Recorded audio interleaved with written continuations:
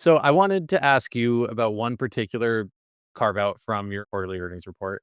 You guys had a pretty decent jump in the RPM, revenue per meal. So basically, how much money you guys make for every 1,000 downloads.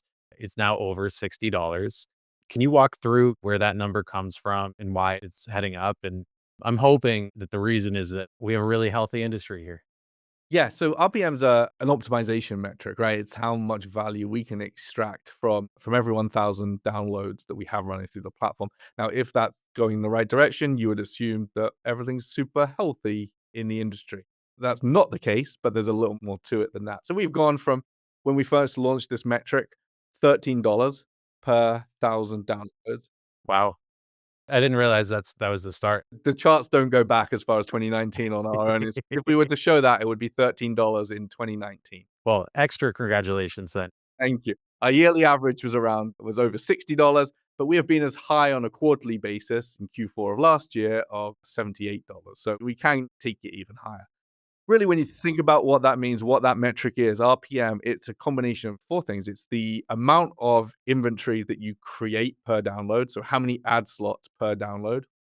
It is then how many of those that you sell. So fill rate, and then it is, of course, pricing. So those three things combined give you your RPM. All of those have fluctuated over time, right? So pricing was very high in 2022, came down across the ad market recession in 23, and is now in a healthy place again. But we've continued to be steady and solidify, I think, that pricing.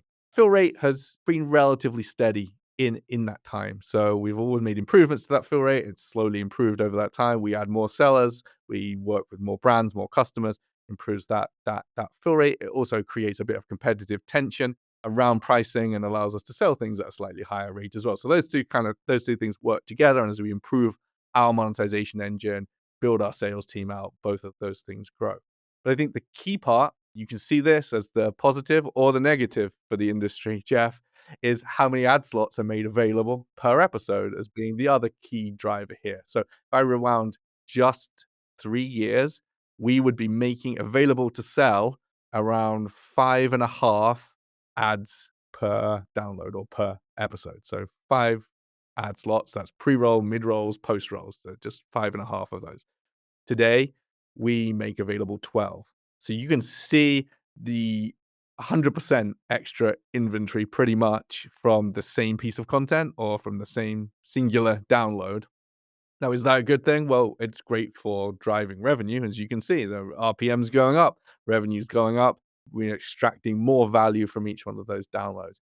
Is it such a good user experience, listener experience? I think we're still in the realms of it being okay, but how much further we can take it, I don't know. 12 ads per episode could potentially be up to 12 minutes of advertising. It could also be much lower than that because we have 30-second ads and not all of those ad slots get filled, of course.